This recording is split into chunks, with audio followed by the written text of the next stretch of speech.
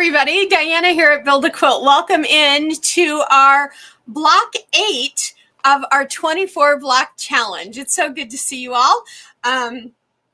So remember, for the block challenge, you will either need our Build A Quilt combo basic set, which is our full size segment pieces. There are 6 of them, right? All 6 of these, which can help you to make hundreds of quilts, and we're using them specifically for this block challenge because the actual download for the blocks is free.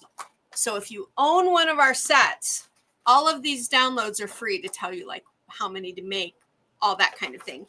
So you can either do our full size set or you can do our minis. The same 6 segments: square, half square, flying geese, quarter square, diamond in a square, split rail. Okay, so these are 1, 1.5, and 2 inches. These 6 are 3, 4, and 5 inches. So you can make a finished square as small as 3 by 3 if you have the mini set, or something as large as a 15 by 15 inch block with the 5-inch segments from there. So that's what you need in order to get your digital patterns and the how-to videos for making each one of those segments. This video is going to show you, we're going to talk about the color, we're going to talk about how these get put together, the layout, tips and tricks, that sort of thing. So here is our block number 8. So this block, when I was playing and trying to figure out what I wanted to do, because most of the blocks, or pretty much all of the blocks for the block challenge, are basically 9 patches. 3 across, 3 rows across, 3 columns down. So you can see a couple of them back here, both 9 patches. Join us tonight, Wednesday at 6 p.m. For our Wednesday night, or every Wednesday night, I should say, at 6 p.m. Central Standard Time, because that's when I introduce these blocks to everyone, and we talk about them more at that time too. But this video is for those of you who just want to go to the parts about the block.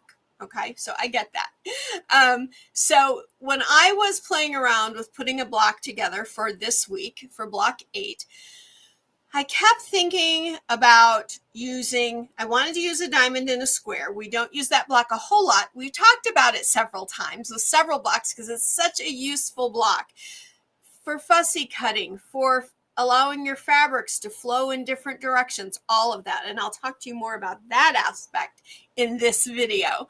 And so when I was playing, I thought, well, all of our blocks so far have been pretty simple, like a 1 or 2 segment block.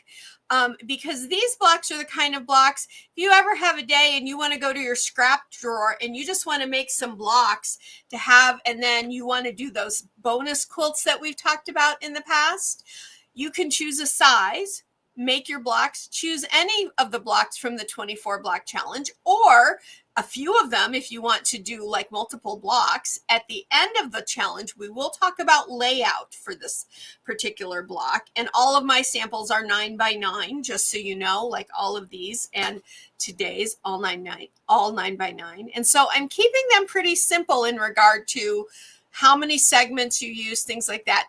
This block, along with our very first block that you see here, is one of the blocks that has the most color in it. In fact, yeah, all of our others just have 2 colors in them. One of them has 3, but this is one of the most colorful ones. This is going to need 8 color fabrics and a background. All of that information is in this download. So you get general information. You get your full diagram just in colors, and I show you the actual block in the fabrics that I used. And I talk about what these fabrics are and whose collection they are in the next part of the video, so I won't go over that right at this moment. But you also get a color sheet in this one to show you how all of that gets broken down. And of course, your layout sheet, all of that kind of information comes in here as well. So you can download this directly from the website, and it's free. But you have to have one of the sets to get the digital patterns. And those sets are, you can use them for all of the 24 blocks in the 24 block challenge. We've done other projects with those so that once you get those, you've got your digital patterns. You can design with them, all that sort of thing. So this one has a little more color. It's got 2 block segments, diamond and a square, half square triangles. Easiest block to make. The next step up as far as like number of pieces, or I don't want to say difficulty because it's not really difficult. It's just this one has more pieces than this one. But this is the most often used block in all of quilting. In my 55 plus years of quilting, I use that block pretty much in every single quilt I've ever made. It's somewhere in it, every single one. Anyway, so we're only doing the 2. And when I was looking at this and playing, and I came around with this idea, I originally just had a solid square here. And it was cute, but there was nothing to me that said, this is a special block. This could be a block that stands alone by itself for a quilt. But when I took that block out and put in the diamond and a square, it became a little more special. It has a little more oomph to it, right? So you're going to be using half square triangle, diamond and a square. And so to me, this block looks very similar to a very old and very classic quilt block, the Dutchman's Puzzle. Now, the Dutchman's Puzzle is 2 flying geese on top of each other on all 4 sides, and then a piece in the middle. So this could be called Dutchman Jr. We can call it anything we want, right? So I haven't named it. So far, it's just block number 8 in the challenge. But tonight at Wednesday workshop, I'm going to be asking for naming ideas, so that there could be a name coming. So join us tonight at 6 p.m. here on the channel for our live, and you can help name this block if you want. But it reminds me of kind of a shrunken in or a miniature version of a Dutchman's Puzzle block, which I really like. Or it also reminds me, now this is dating me, when we had the pinwheels on the long wands, and we used to call them not pinwheels, we called them whirligigs, I think, or something like that. And you would blow on it and it would just spin and spin. That's kind of what this reminds me of too. But it was really fun and really easy to make because we're only making the 2. So you're getting a lot of good practice in making your HSTs, which are so simple to make with Build a Quilt, right? So in this, though, the next part coming up, we're going to be talking about color more. And I mentioned to you how to check color value with a black and white photo. So I want to bring up this photo right here. These are the fabrics that I used minus the background fabric. These are the 8 fabrics that I used in here, and I had put them together from lightest to darkest. And when you do your fabrics like this for any quilt, to make sure that you've got your mediums where they should be, your lights where they should be, your darks where they should be, because I will tell you, in fabrics like this, sometimes it's harder to tell, is that a medium or is that a light? That to me was definitely a light, and it really showed up my second to the last one as a light. But this little fabric here, it was a little harder to tell. It really did come up more in the middle. So a black and white photograph can really help you with value. Now, you guys know that I'm not always somebody who says, follow all the color theory rules. I'm not. I know a lot about color theory, and we've been talking about color this year, and I'm trying to give you tips and tricks and tools to allow you to basically do color theory without thinking about color theory. Because as quilters, we want to create. We don't always want to have to follow rules for other things to get our pieces made. However, checking your value from light to dark like that can help you, and I'll show you why. Let's go back to our first block that we did in this series. This, when you ask the folks that come on Wednesday night, has been their favorite block so far in the series. I think personally, it's an 8-pointed star, and 8-pointed stars are just like the queen of the quilt world as far as blocks. And there are tons of them, tons of variations. And this one has a lot of color in it. And I think that's why people like it so much. Excuse me. Thought I had turned down the volume on my phone. Sorry about that. But when you look at this, I truly did this square completely scrappy. I grabbed the number of fabrics I needed and used them. I didn't plan them out. I didn't place them to see where I wanted them in the block. I just grabbed whichever one was on the top of the pile, used it, and just went through that way. And for the most part, it turned out pretty good. I'm happy with it. But the more I look at it from that eye of color and where my eye goes, I tend not to see this piece very well. And you know why? It's a super light value up next to a background that is a super light value. So although they're not the same color, this particular point, when it comes out, doesn't quite say, hello, here I am, the way some of these other darker fabrics do next to that light. If I had done the picture idea like I did here, then I would have seen that this color needed to end up in the quarter square triangle in the center or in the inner part of the ones that make the points. That way you would have seen that beautiful light limey green yellow color much easier, and it wouldn't fade into the background as much. That's the way, that's something that color value can do for you. So that's a trick and a tip for you. Don't have to use it, but if you're ever concerned about that sort of thing, or you want to make sure that your color layout is going to read the way you think it will, then color value can really help you in that. So I talk a little bit more about that in the rest of the video. But this is block 8. Join us tonight for Wednesday workshop, and you can help us name it. The rest of the video is more about the color, the construction in regard to layout, that sort of thing, and tips for what to do with the rest of the fabric. You'll see here, it's coming up in a minute. And then of course, a little bitty clip towards the end that's going to show you exactly how to put these together with no 1/4 inch foot.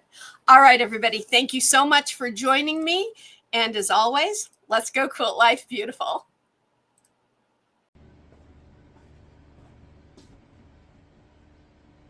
Okay, everybody, here we are at the cutting table, and I want to talk to you about color. What I did, whoops, excuse me, just a moment, I knocked my magnifiers onto the floor. So what I did for my colors for this particular block, it really needs, if you make it as you see it in the pattern, 8 different colors and a background. Now, you can do this block with far less color if you want. I would go like maybe 2 or 3 or maybe 4, do it like 2 of each color or something. But you're going to need 8 pieces and a background for the half square triangles, and then you're going to reuse a couple of those in the diamond and a square. And I will show you that a little bit later as we look at the layout and that sort of thing, okay? But what I wanted to show you was I have a brand new fat quarter bundle. I just opened it up. It's literally been out on the market. I think this is the 2nd week, and it's by the one and only lovely Amy Smart. I'm sure a lot of you know who Amy is. I followed her blog for years, and I really enjoy her. She just seems to be the kind of person I would enjoy having a cup of coffee with and talking quilts. But she has a brand new collection out called Mary Catherine, and I think Mary and Catherine are her mother and mother-in-law, and I think this collection is in honor of those 2 ladies, which is very sweet. So what I did is I went through and chose 8 of the fat quarters. Now, you're not going to need the whole fat quarter by any means, because you are going to be cutting the squares and then cutting them on the diagonal for the HSTs, depending on what size you choose to make this block. Now, I'm making mine in a 9x9 size, so I'm using the 3-inch segment pieces from our basic combo set. It's our full size set. But you can make this same block from our mini size combo set, and you can make any of the sizes in either of the sets. So the smallest segment in the minis is 1 inch, and the largest in the full size is 5 inch. So you could make you could make from a 3x3 inch block all the way up to a 15x15 inch block. I'm making all of mine 24x24 in this block challenge, because that's 9-inch block is a really sweet spot of a block size if you're going to put together a quilt. And I am going to put these together into a quilt. And when we get to the end of the challenge, we are going to talk about layout, and we'll have a couple of different layouts for us to look at, and you can choose which one you want to do. Alrighty, so I chose 8 different fat quarters from this bundle, and I kind of chose 3 darks, 3 mediums, and a couple of lights.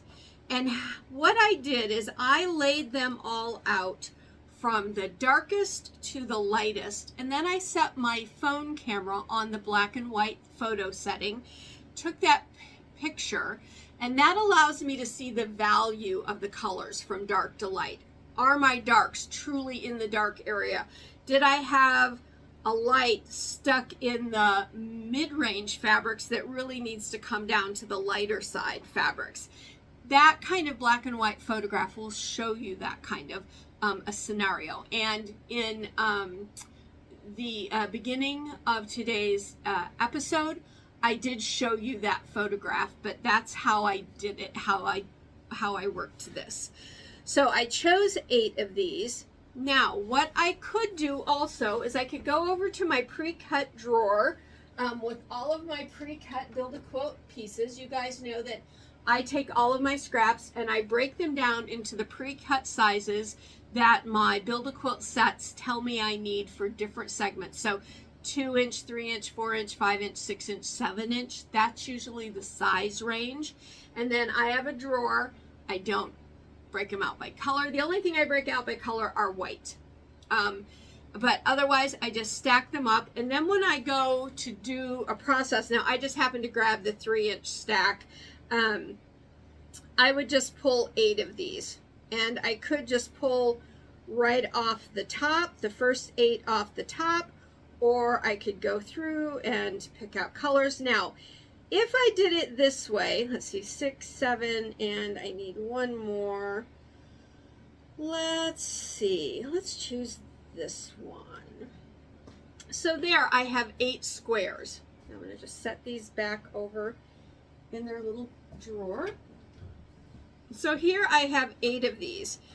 And these are, it would be very, very, very, very scrappy, right? Because I haven't looked at these for value or anything else. And I would say, I have a lot of dark here, what I would consider on a darker end. But again, if I want to make sure that I've got a flow of light to dark, I would probably do that same sort of thing and lay them out to kind of see with my camera how these were going to go. And I'm just kind of doing this. I don't know if I'm getting this right or not, but that's kind of what I feel like with just my eye is light to dark, but it might not be. So when I take that black and white photo, it will help me see, is one of these that I have as a light actually a medium? Does it need to be moved farther down? If it does so, then I can do that. And then that helps me with arranging, because usually when I arrange, I'll put darks and mediums together, lights and darks together, mediums and lights together when I lay things out. But I'll show you my layout and how I came about that here in another part of the video. But you could do this and go completely scrappy. You don't have to use a curated set if you don't want to. And a lot of times, you know, with these blocks in the challenge, that's what I have been doing. But since I just got this beautiful new Mary Catherine collection in last week, I've been kind of itching to use it, so I thought I would make today's block on it. But it gave us a good chance to look at this idea of color value, okay? And I've taken classes at university on color, right? Because in the field of science and what I do, color theory was actually a class, because it has to deal with wavelengths and there's math involved, things that we as quilters don't want to get involved with. But the idea of color value can be really helpful to us, and it's not getting thick into the weeds with color theory when we quilt. But if you're ever having a hard time making sure you have enough lights to darks in your patterns, this kind of an idea will help you the most, okay? Otherwise, if you're like me and you just like to go scrappy and you don't care how things come together, and a lot of times I don't in something that's scrappy, I'll just pick my scraps and go to town and make my piece. So, all right, so that's how I've chosen to do this. When I get my segments made, now remember the segment files and how-to videos for this block are available in either the full basic combo set or the mini set, depending on what size block you use and which set you own, okay? So how to make those segments, they each have their how-to videos, and how what size to cut based on what segment size you're making. So I am actually, since I'm making a 9x9 block, my segment pieces are 3 inches a piece. So I'm going to start with 5-inch squares on my piece. And then in the instructions, that is the free download, it'll tell you how many that you need to cut and prepare. All right, let's go ahead and move on.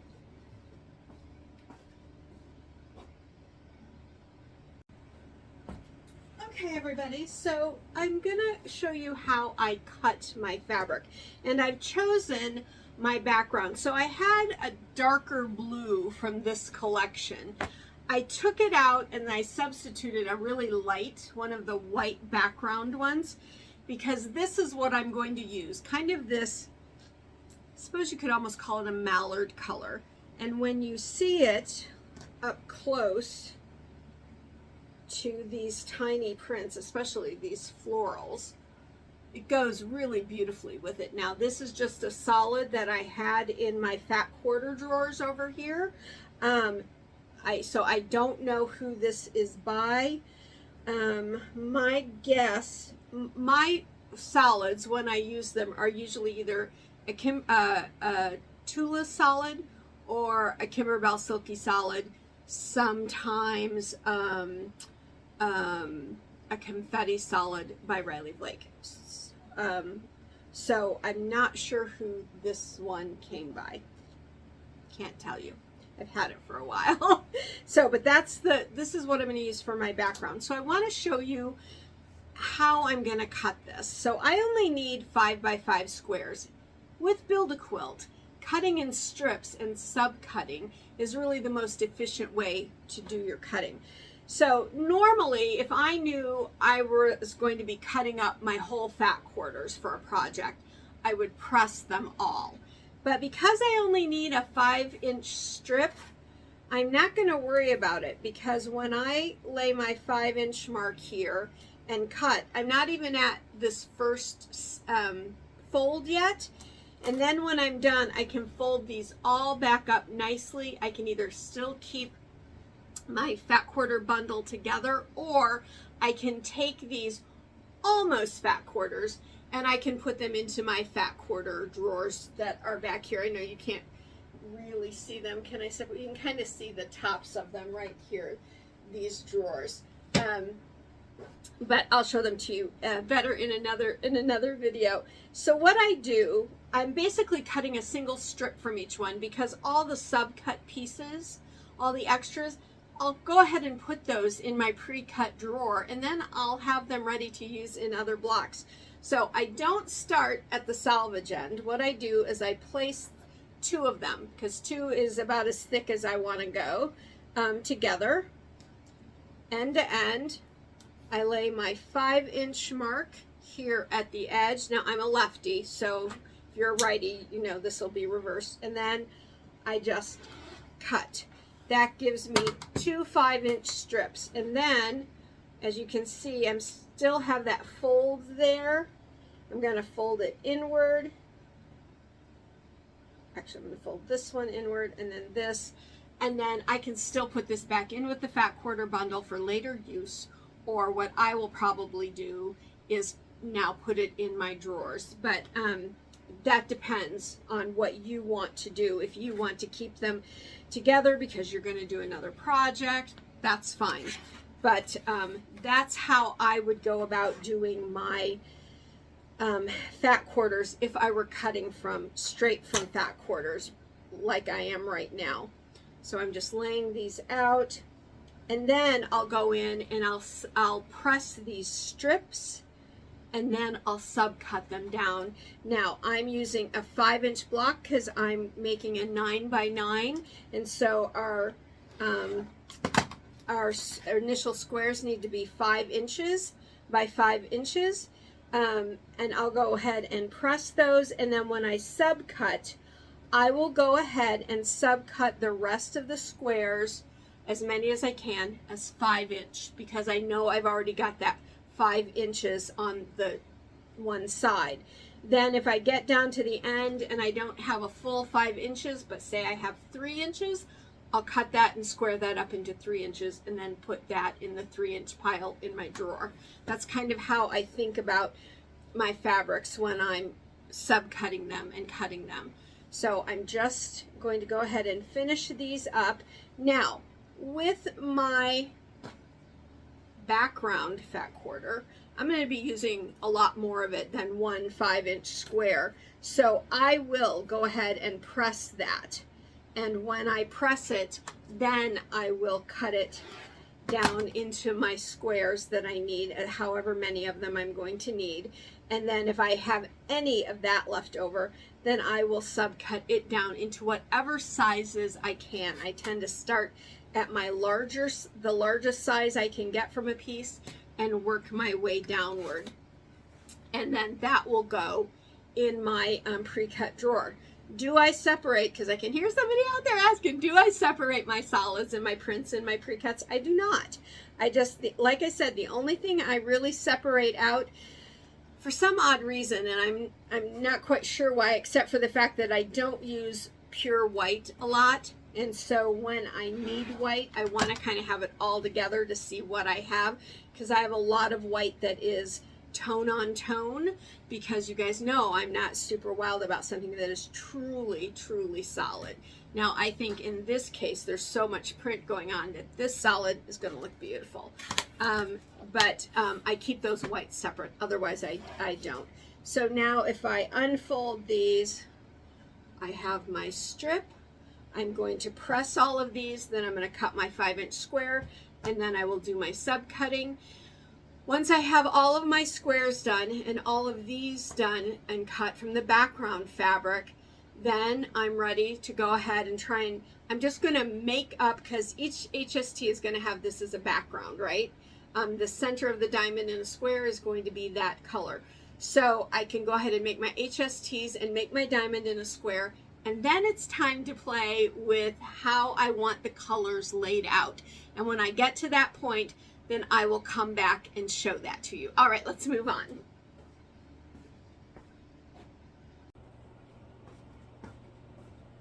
Okay, friends, now we're ready to do the layout, but I want to show you how I ended up doing the colors and talk a little bit more about that placement. Now I'm going to bring the camera in much closer here in a minute so you can kind of see it more straight on, because I know it's a little difficult to see as it is right here in the layout form. But I wanted to talk some more real quick about the fabric. So I was telling you, you're only going to need one block from each strip that you cut. So I cut the 5-inch strips because I'm doing a 9x9 block, so all of my segments need to start out as a 5x5 piece. And so if you're doing the 3x3 or the 9x9 block and you're needing those 5x5s, if you have some charm packs that you like, go for it. Those are going to work out beautifully for this particular block. But of course I'm using the Mary Catherine collection by Amy Smart. So from the rest of just the one single strip, everything else that I folded back up is going into the fat quarter drawers. You can kind of see those a little bit better now here, these drawers. If you're interested, these drawers go into the Kalex system from IKEA.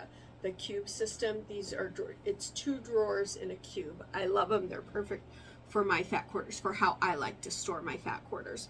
Anyway, this was what I had left. So all of this whole little stack will now go into my pre-cut drawer, so that the next time I need 5x5 pre-cuts, boom, there they go. So that was left, and then there was a little piece at the end that I trimmed down, and I got that many 3x3s. So this is great for using with my mini sizes. So this is the perfect pre-cut size for some of the minis. So I have that stack. That'll go in the 3x3 size piece in the drawer. Then with the background color, that was a fat quarter that I used, and I went ahead because I needed 5 of them to start, and so I went ahead and cut the rest of the fat quarter up.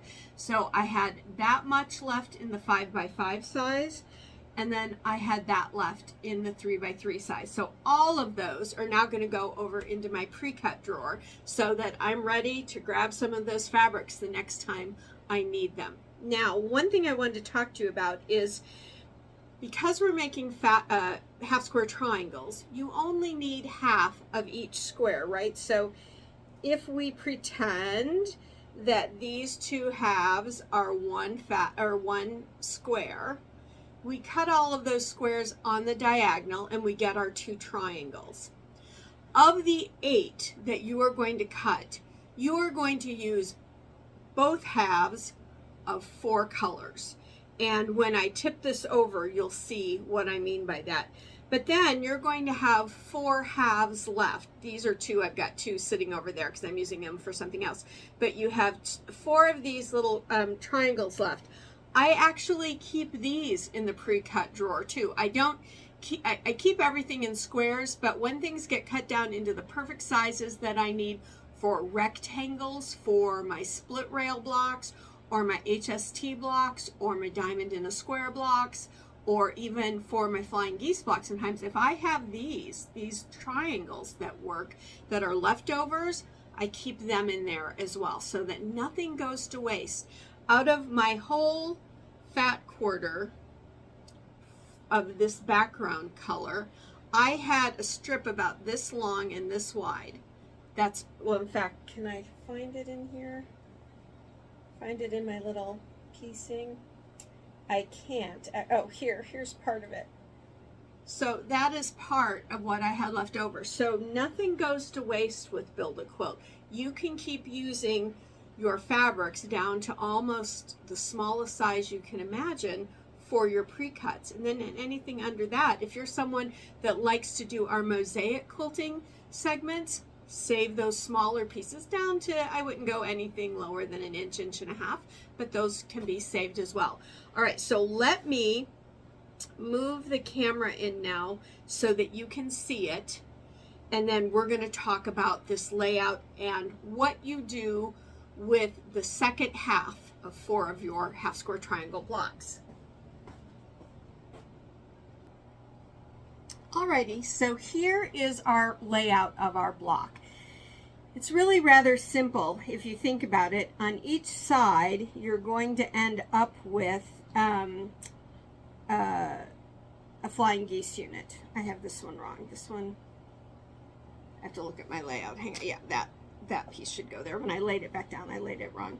I have this one right and this one right. I'm just looking at my diagram that you get on your layout download, just making sure I have everything where it needs to be so you're not confused. There we go. Okay, so everything is laid out properly. Now if I slide these together so that you can kind of see the block as if it were already sewn, you can see that this diamond in a square, and we'll just lift it out, has your background fabric as your center diamond, and your four corners, your four flippy corners, are four of the fabrics that you use for your half square triangles. So let's lay it back down now. And so this is what you're going to do. The middle blocks, so the north, south, east, west half square triangles, whatever that fabric is, you're going to use it in the diamond in a square. So let's look here. I have this fabric in my, for me it's my north, for you, as you're looking at it, it's probably south, but as I'm looking at it, this is my north block, this fabric, and so that fabric goes in the upper left corner of my diamond in a square. When I move around to, if you don't want to use cardinal coordinates, if you want to use like a clock, this would be 12 o'clock, this is 3 o'clock. This fabric gets put in the upper right corner of my diamond in a square. If I move down to 6 o'clock, this fabric gets put in the lower right section of my diamond in a square. And if I come around to 9 o'clock, this fabric gets put in the bottom left corner, so that these four fabrics kind of, you could say, bleed into this diamond in a square, and it kind of takes this pattern from being just basically a four-pointed star to having a little bit more going on with it. And the reason I did this square this way this week is because I want to make sure that you see examples of what using fabrics in a diamond in a square can do for your piece. A lot of times we talk about using the same fabric opposite each other. That's great. But when you use like 4 different colors or 3 different colors, you can see that now these colors are starting to flow in these different directions, right? And so by doing that with your diamond in a square, you're allowing the pattern or the design to flow into the next section of the block or the quilt. That's a great way to think about using your diamond in a square this way. You could also use your friendship snowball block that way. We have one of those out on the website too if you're interested in that.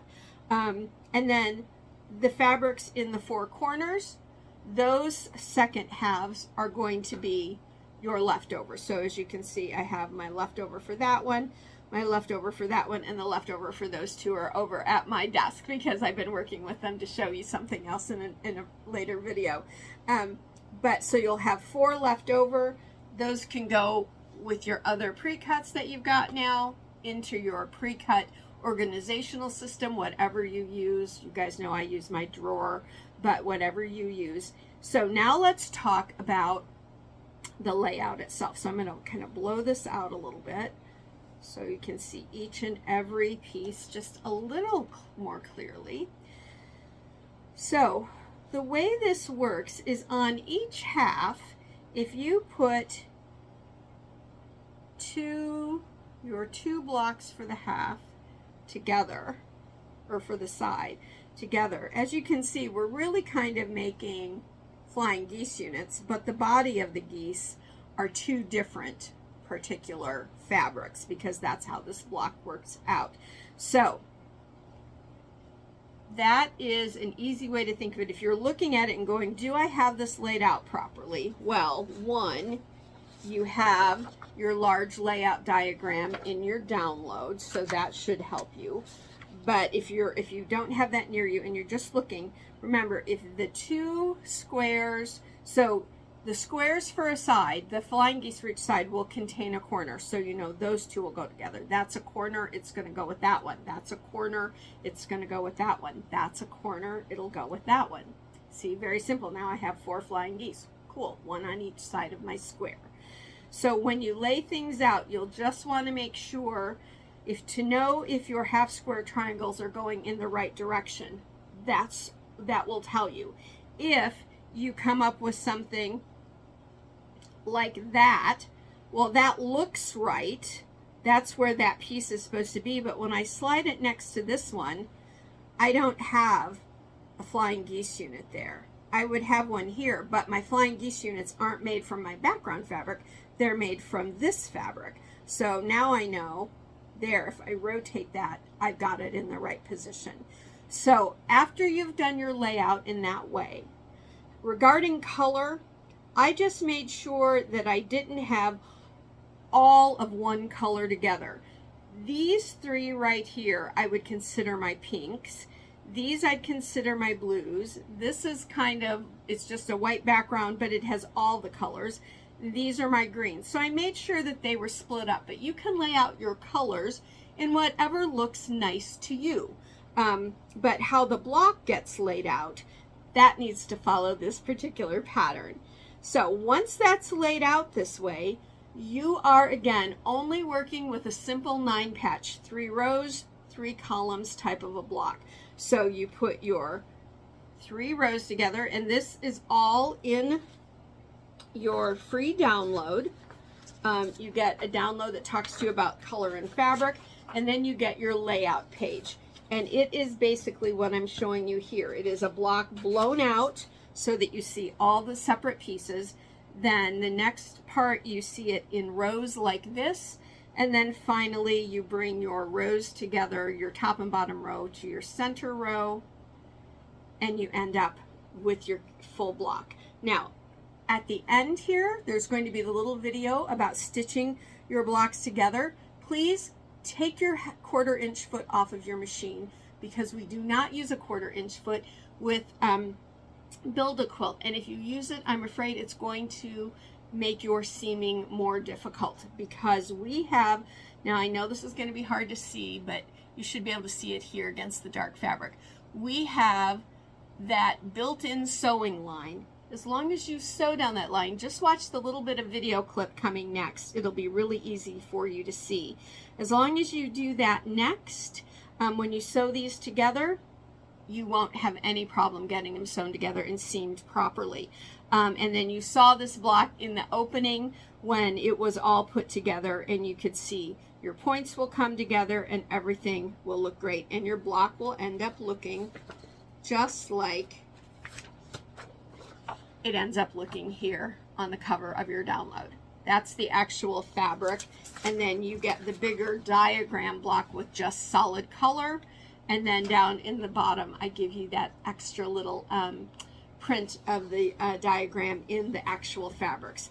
But again, please feel free to use whatever colors you want. You may want your background color to be light. If that's the case, you could take this fabric and make it the background, and then take a different color from the fat quarter bundle. Let's see here. Oh, I know. Let's pick. There was one I had this darker one originally that I was going to use, and then I decided to use this Mallard's colored solid for my background, and those are just too close to each other. So if I use the white as a background, I could make this my HST color, right? And then everything would be white, and so this would have a much lighter background. How you do that is entirely up to you. But I personally, I end up doing a lot of samples with white backgrounds so that you all can see them and see how they look. But I truly like it when it's got more depth of color. And so when I found this Mallard solid, I knew that's what I wanted to use, because in each one of these little prints that have the multicolors, so the pink version, the blue version, and the white version, that Mallard color is in those prints. All right, so now let me go ahead and move the camera back so you can see me again. Okay, everybody, so that is block number 8 of our 24 block block challenge. This again is your download that you can get from the website. And remember, you'll either need your basic combo set or your mini combo set to get your digital files and the how-to videos for putting these together. Now, if you've been with us at Build a Quilt for a while, this is basically super simple. You've already known how to do that. You can just pick your files, make your size. I'd love to see what you come up with, what fabrics you use. If you choose to use this Mary Catherine fabric, I'd love to see that as well. So you can, of course, get a hold of us at support@sewincommon.com, and I'd love to see those pictures and show them in a future video. Until next time, everybody, quilt life beautiful. Hi everybody, so this is Diana and I'm here at my sewing machine to show you how to sew your pieces together without getting that stitch line to show. Now you can see here I just have two little half square triangles. I've used the pin method up here at the point to make sure they're lined up, and I just have one clip here. Now what I do first is when I put this in my machine, I get my needle right to where the line would be, right on that stitch line, okay? Then I come over to my machine's tools and I take my width down by 1, and that's all. Now I'm going to put it back up, and I'm going to take you back over to here and let you see that. Okay, so watch the needle, how that moves. I'm going to move it now. See how it just moved one place to the inside, or I guess as you're looking at it, it would be to the left. That would be to the inside. Now I'm going to place my needle down, and I can go ahead and remove my clip because this is a small piece, and I can sew right down. And I have my stitch length at 1.8, and you can see now that I've already done a few stitches, it is still right one click in. It's not directly on top of it, and so I should, when I'm done, be able to finish and not have that black line sewn, and you just follow it all the way down. Now I'm going to cut my thread and bring it out, and I will open this up and bring it right back over so you can see it. So there it is, opened up. Now you might see a little of the black in this case because I used that marker, but when I'm just going to open up my seam in the back and hold it open for you.